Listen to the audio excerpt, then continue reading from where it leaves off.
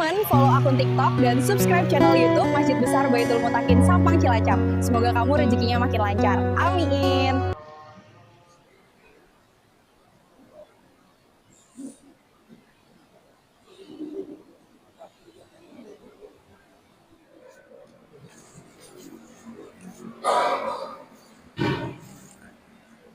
Assalamualaikum warahmatullahi wabarakatuh.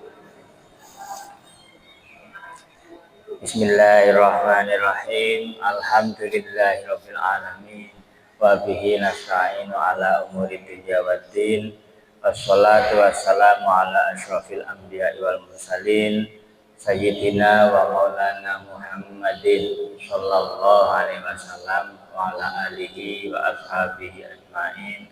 Rabbi shrah li sadri wa yassir li amri wahlul 'uqdatam min lisani yafqahu qawli. Amma ba'du. Yang kami hormati para kiai, para imam dan semua pengurus takmir Masjid Baitul Mutakin Sampang. Yang kami hormati pula semua jamaah Masjid Baitul Mutakin Sampang serta seluruh pemirsa channel Baitul Mutakin Sampang rahimakumullah, Allahumma amin. Pertama dan yang paling utama, marilah kita memanjatkan puji syukur kehadirat Allah Subhanahu wa taala bi qaulina alhamdulillahirabbil alamin, bahwa sampai detik ini kita masih diberi kesempatan untuk bisa menjalankan perintah-perintah Allah serta menjauhi larangan-larangannya, sehingga mudah-mudahan kita termasuk hamba-hambanya yang beruntung. Amin Allahumma amin. Kedua kalinya sholawat dan salam marilah kita sanjungkan kepada baginda Rasulullah Muhammad sallallahu alaihi wasallam beserta para keluarganya, para sahabatnya, serta seluruh pengikutnya ila yaumil kiamat. Amin Allahumma amin. Bapak Ibu sami sehat ya? Alhamdulillah. Buktinya ya takkan masjid sehat. Tapi jangan lupa kita mendoakan saudara-saudara kita, teman-teman kita yang sedang sakit. Mudah-mudahan segera diberi kesehatan oleh Allah, kesehatan yang berkah. Amin Allahumma amin. Marilah kita melanjutkan ngaji rutinan kita. Ini kitab Wasiatul Mustafa, yaitu wasiat Nabi Muhammad sallallahu alaihi wasallam kepada sahabat Ali yang merupakan perwakilan dari semua umat beliau, diwakili oleh sahabat Ali. Jadi wasiat beliau itu sebenarnya juga untuk semua umatnya, sehingga barang siapa yang menjalankan wasiat ini, kata beliau Nabi, akan hidup penuh dengan kemuliaan dan matinya penuh dengan keberuntungan, yaitu mati syahid. Bismillahirrahmanirrahim. Ya Aliyu, idza hadaballahu ala ahadin razaqahullahu malan haraman. Ini terkait dengan masalah rezeki seseorang itu haram apa halal, itu nanti akan berpengaruh kepada pola hidupnya, mulai dari kesehariannya di dalam keluarga maupun di masyarakat, sangat pengaruh. Idza hadaballahu ala hadin, jikalau Allah benci terhadap seorang hamba, Allah benci, Allah marah terhadap seorang hamba, maka si hamba tersebut akan diberinya rezeki yang haram oleh Allah. Jadi yang memberi rezeki halal itu Allah, yang memberi rezeki haram juga Allah. Tapi masing-masingnya ada maksudnya. Ya. Kalau Allah cinta terhadap hambanya, maka diberinya rezeki yang halal. Tapi kalau benci, marah terhadap hambanya itu, maka Allah memberinya rezeki yang haram. Nah, ini berkaitan dengan kenapa Allah membenci seorang hamba itu, ya karena ulah hambanya itu tidak patuh, kemudian malah mengerjakan yang dilarang oleh Allah. Ini sangat berpengaruh. Kemudian fa'idza stadda ghadabuhu alaihi wa qala bihi syaitanan yubariku lahu fihi wa yashabuhu wa yashghuluhu bid dunya anid dini wa yusahilu lahu umura dunyahu wa yaqulullah wa yaqul Allahu ghafurur rahim. Itu tadi kalau marahnya Allah itu marah yang standar, ya, marah biasa. Nah, kalau Allah sudah marah sekali, ini ciri-cirinya. Kalau Allah sudah marah sekali terhadap kita, terhadap hambanya, ya, maka Allah akan menyerahkan kendali hamba tersebut kepada setan. Setan silakan itu diurus, manusia itu diurus. Saya sudah benci sekali, sudah marah sekali terhadapnya. Nah, dipasrahkannya seorang hamba, ya, seseorang kepada setan. Kemudian setan itu akan terus menemaninya dan akan menyibukkannya dengan urusan-urusan duniawi yang bisa menjauhkan dari agamanya. Sibuk mengurusi urusan duniawi, akhirnya lupa substansi dari ibadahnya. Ya, banyak hal, ya. Kemudian setan itu akan mempermudah orang tersebut dengan urusan-urusan duniawinya. Dipermudah, tidak dipersulit. Dipermudah. Sehingga si hamba yang dimarahi oleh Allah tersebut akan sangat mudah dalam urusan duniawi, tapi sangat lalai, sangat lupa, sangat abai terhadap ibadah-ibadah. Nah, ini ciri-cirinya berarti orang tersebut sedang dimarahi dengan kemarahan yang luar biasa oleh Allah Subhanahu wa Ta'ala. Sudah begitu, setan dengan mudahnya memberikan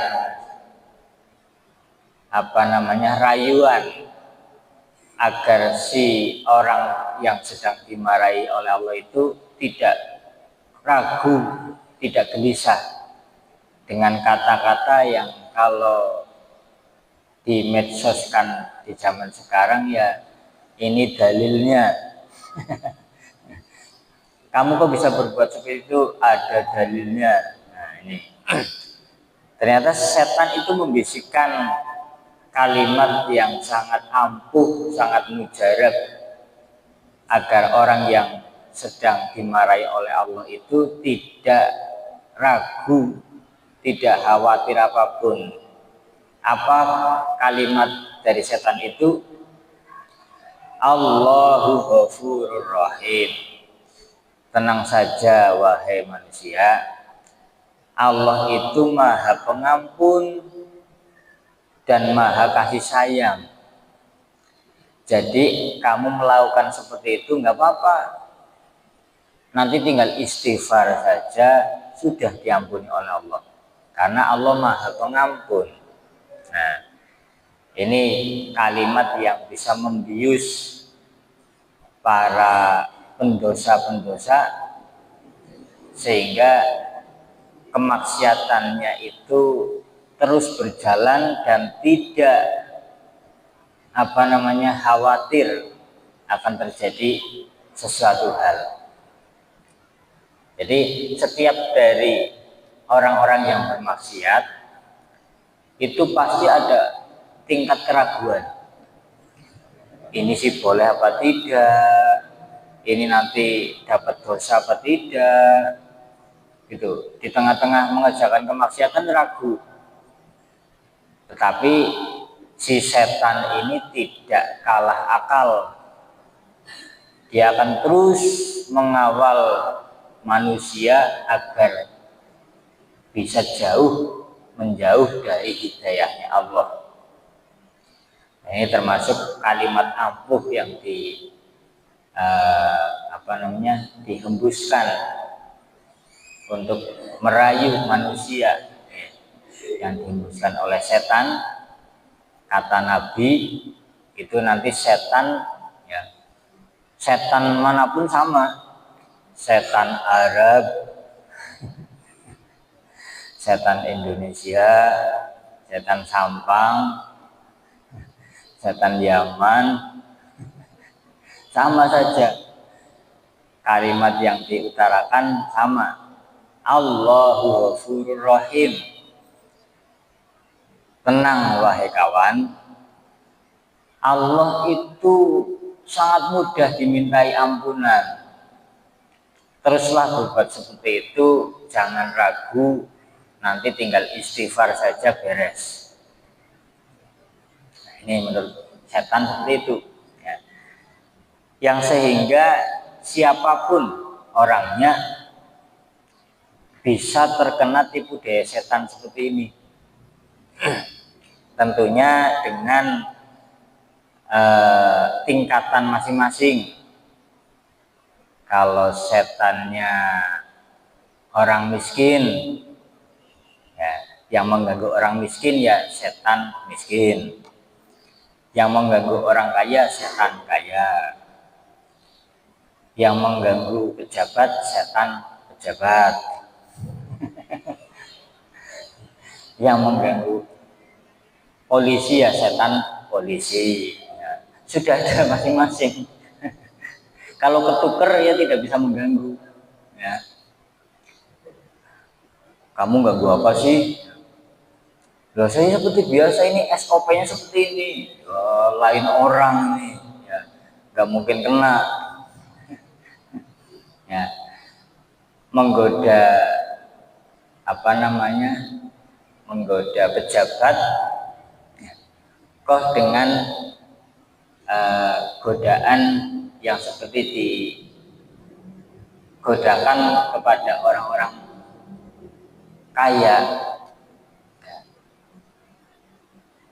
harus pelit, harus sombong, ya nggak kena.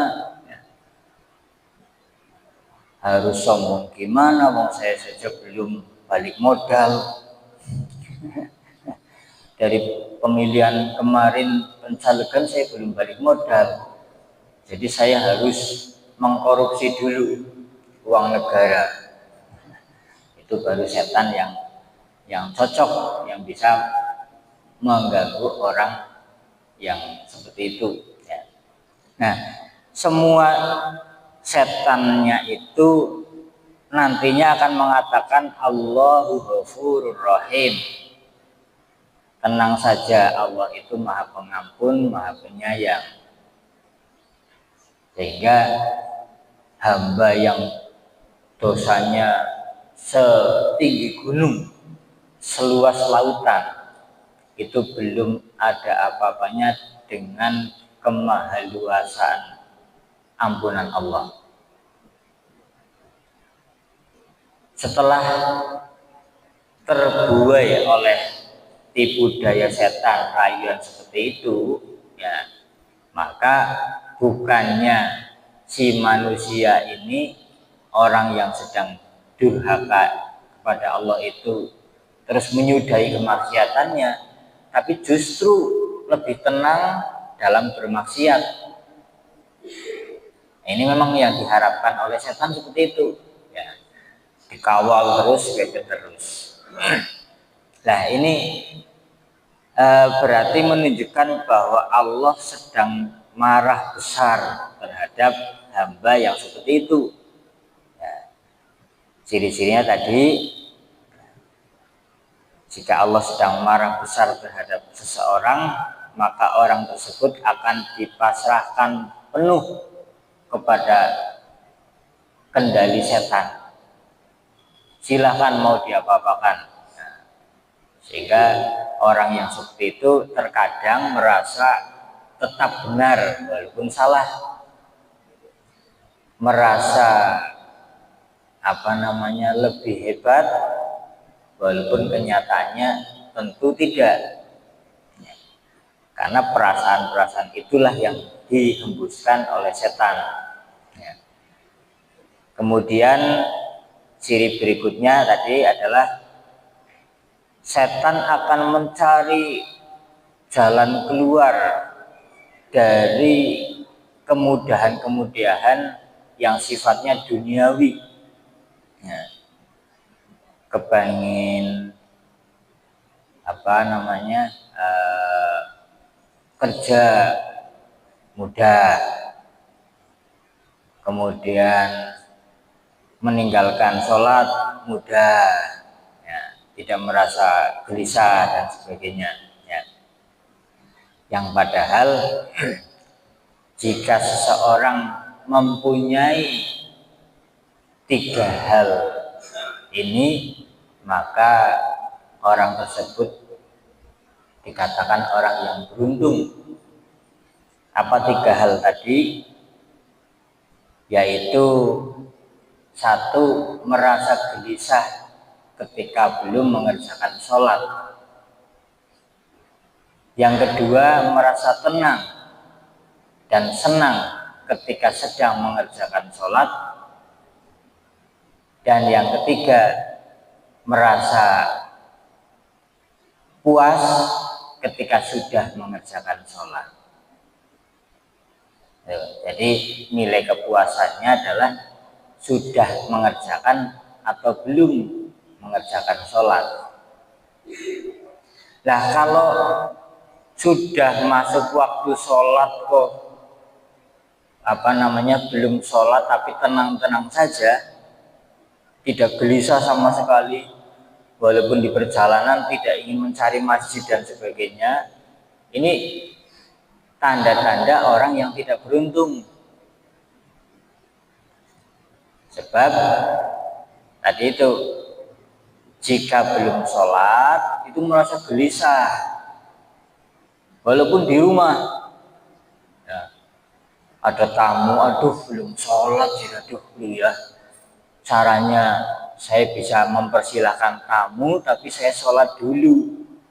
Kalau tamunya sih mungkin bisa jamak takhir, atau mungkin tadi sudah jamak takdim di perjalanan, tapi saya kan belum sholat, dipersilahkan dulu. Itu kegelisahan itu menunjukkan bahwa orang tersebut ditakdirkan sebagai orang yang beruntung. Kemudian ketika sholat itu tenang, tidak tergesa-gesa, tenang, merasa sudah damai ketika sedang mengerjakan sholat. Dan yang ketiganya adalah puas ketika sudah selesai. Assalamualaikum warahmatullahi, tengok kanan, assalamualaikum warahmatullahi, tengok kiri. Ada kepuasan tersendiri bahwa alhamdulillah sudah ditakdirkan oleh Allah untuk bisa sholat. Itu keberuntungan seseorang terletak pada sholatnya. Maka tidak heran ketika kelak di yaumil hisab yang pertama kali ditanyakan adalah tentang sholatnya. Jika sholat hamba tadi baik, sudah dicek, interogasi, ini itu, wah sempurna ini ya, sempurna kaitannya dengan rukun-rukunnya, dengan syarat-syaratnya dan sebagainya. Terus sempurna pula ketika sholat hatinya ikut sholat dan sebagainya. Sudah, yang lainnya sudah nggak perlu dicek lagi, sudah ini masuk surga. Tapi jika sholatnya sudah bolong-bolong, kalau sholat ngebut, ya terkadang malah sholatnya cuma mingguan, Jumatan saja. Ada lagi yang sholat tahunan, Idul Fitri saja, ya. Itu sudah ya. Sholat interogasinya lama, terus ibadah lainnya diinterogasi lagi lama, yaitu di yaumil hisab, di hari penghitungan amal. Maka ini tadi, jika kita ingin tidak dimarahi oleh Allah, tentu harus tahu apa yang menjadikan Allah marah. Itu ketika Allah marah dengan marah yang sedang-sedang, ya sedang-sedang saja, itu Allah akan memberikan rezeki yang haram terhadap si hamba itu. Ya. Jadi jangan seperti ungkapan orang-orang yang setengah putus asa. Ungkapannya begini, mencari rezeki yang haram saja susah, apalagi yang halal. Masa bodoh mencari yang haram saja susah, apalagi yang haram. Ya, itu ungkapan-ungkapan orang yang putus asa dari rahmat Allah. Ini ketika Allah memberi rezeki yang haram terhadap kita, kita takutnya bukan masalah rezekinya itu, tapi justru pemberi rezeki itu, yaitu Allah Subhanahu wa Ta'ala. Ini berarti sedang marah terhadap kita. Maka harusnya kita bersegera untuk mencari apa yang bisa mengembalikan agar Allah tidak marah lagi. Ya. Misal ya, mencari pekerjaan susah, tahu-tahu nemu uang, nemu dompet di jalan, dompet tebal, ya, ditengok isinya uang ratusan yang sangat banyak. Ini kan kalau diambil juga nggak ada yang tahu, ya.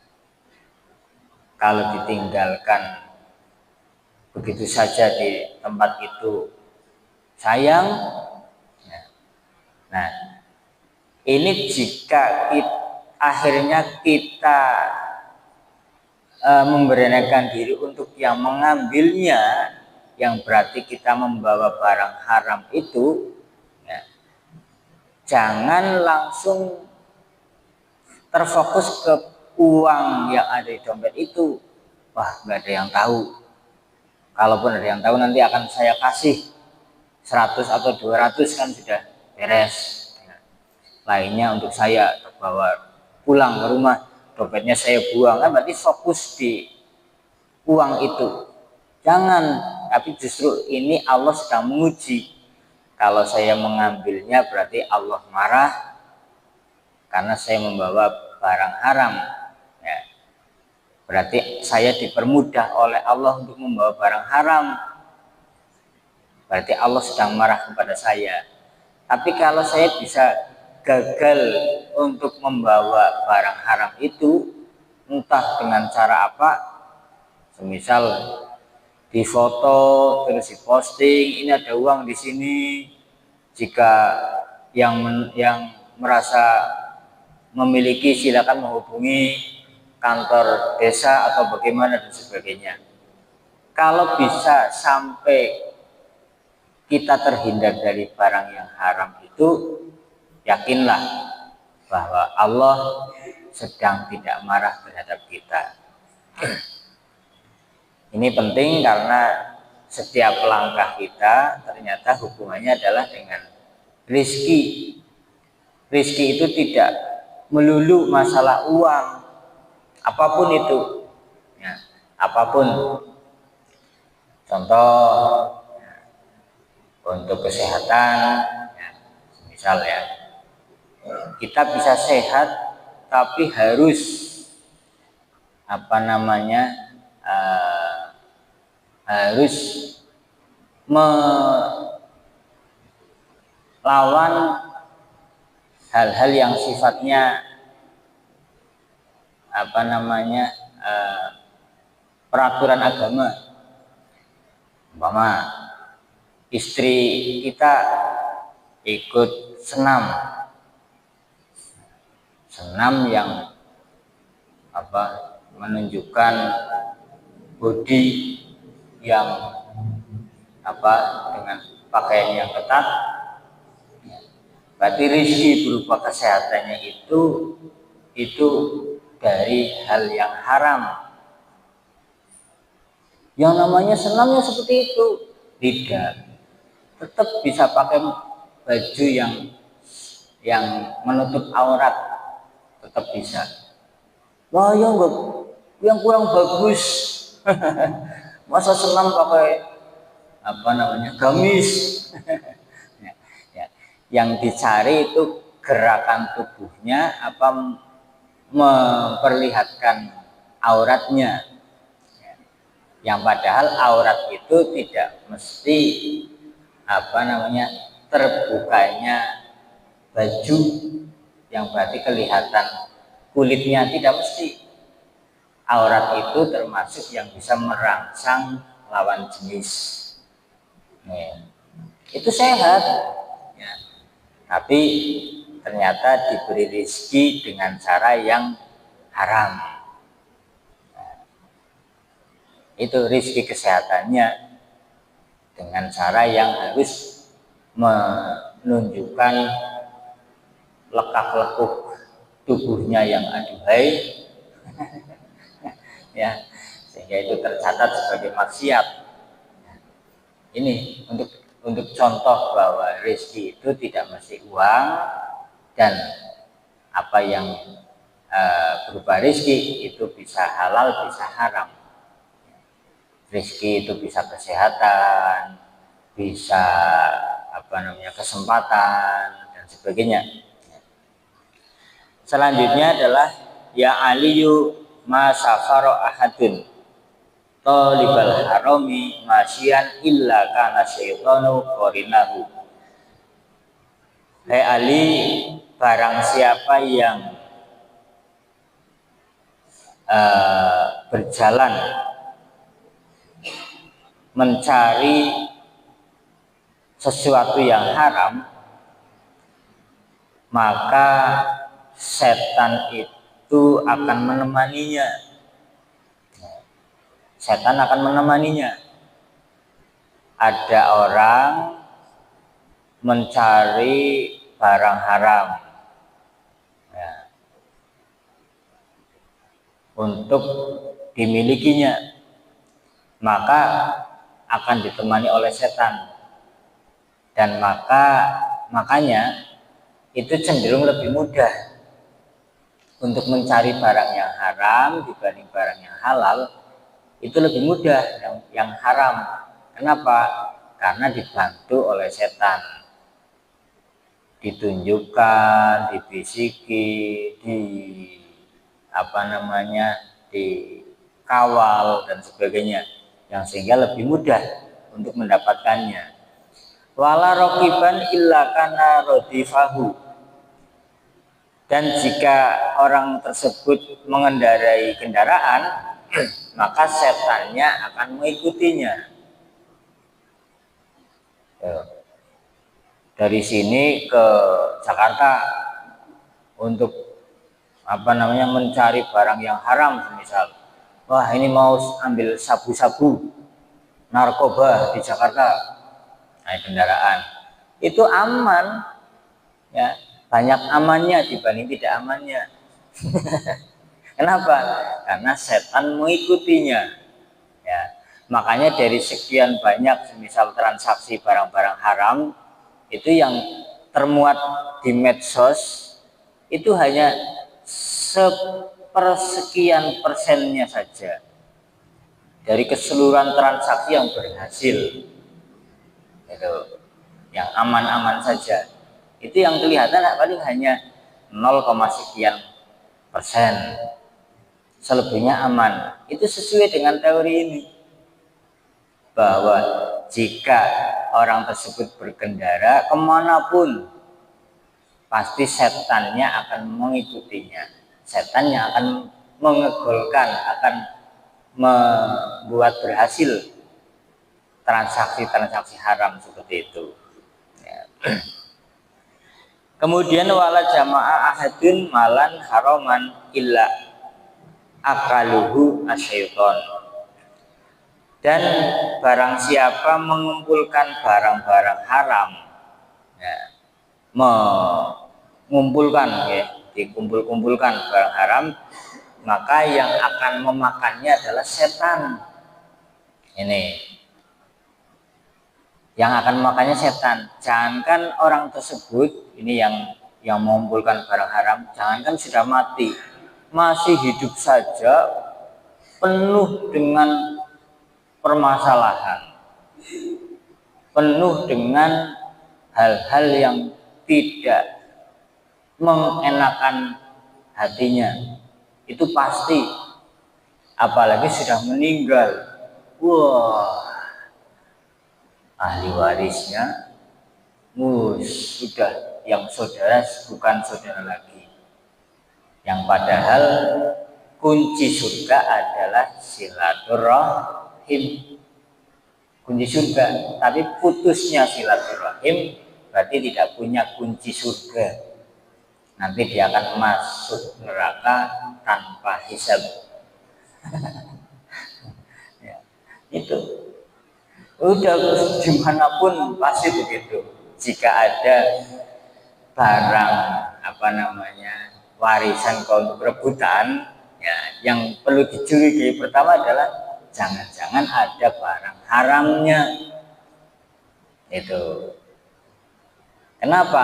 Karena sewaktu hidupnya saja pemiliknya pasti tidak hidup damai, tidak tentram, hatinya penuh dengan kegelisahan. Terkadang malam-malam sudah khawatir mau dicuri, besoknya khawatir mau dibohongi karyawannya, terus seperti itu ya, diperdaya oleh hartanya sendiri. Apalagi kalau sudah meninggal, itu tinggal merasakan bahwa yang selama hidupnya dikumpul-kumpulkan ternyata sebagai alat pemecah belah anak turunnya, yaitu dengan rebutan warisan. Kemudian selanjutnya wala nasiya ahadun ismallahi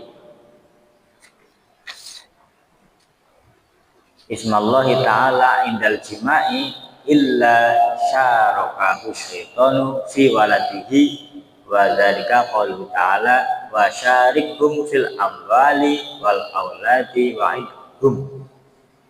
Nah ini kalau pas sedang jimak atau simak ya, berhubungan badan, kalau lupa tidak menyebut nama Allah, doanya berikut lalem yo aneh ya. Tidak bismillah sama sekali. Bismillahirrahmanirrahim. Allahumma janibna minasyaitoni. Nah, kalau tidak seperti itu, maka jika nanti terlahir seorang anak tersebut adalah anak yang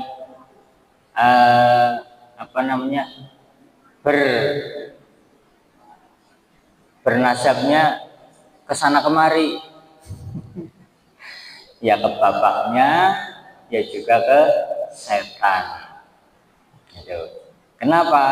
Karena ketika sedang berhubungan badan, kok tidak menyebut nama Allah, setan ikut di situ, ikut nimbrung. Saya ikut. Aduh, ya, gantian. Jadi sih gantian. Ya. Nah, jadi kalau ada anak kok sulit diomongi, sulit ya, berani ke orang tuanya dan sebagainya. Jangan-jangan ketika membuatnya itu bermusyarakah dengan setan. Ya. Bekerja sama dengan setan. Setan Islam. Tinggal giliranmu sana, saya nggak kuat. Siap, bos. Setannya, wah, masih sampai pagi, sampai subuh. Berkali-kali. Akhirnya muncullah anak yang berani kepada orang tuanya. Ya seperti itu. Ya, ini untuk iktibar, untuk pelajaran bagi kita bahwa Allah itu bisa marah, ya. Allah itu bisa menghukum hamba-hambanya ketika masih di dunia. Walaupun Allah juga Ghafurur Rahim, Allah Maha Pengampun, Allah Maha Penyayang. Tapi untuk orang-orang yang durhaka kepada Allah, penuh dengan bermaksiat, tentu Ghafurur Rahimnya Allah itu akan diganti dengan Allah Maha Perkasa, Allah Maha kuat dan sebagainya. Allah Maha sanggup membalas kepada hamba-hambanya. Nah, ini agar kita semua bisa introspeksi diri. Mudah-mudahan kita termasuk orang-orang yang diselamatkan oleh Allah Subhanahu wa taala. Amin Allahumma amin. Demikian, mari kita tutup pengajian malam hari ini dengan doa kafaratul majlis bersama. Bismillahirrahmanirrahim. Subhanakallahumma wa bihamdika asyhadu an la ilaha illa anta astaghfiruka wa atubu ilaik. Walhamdulillahi rabbil alamin. Kurang lebihnya mohon maaf. Billahi taufik wal hidayah. Wassalamualaikum warahmatullahi wabarakatuh.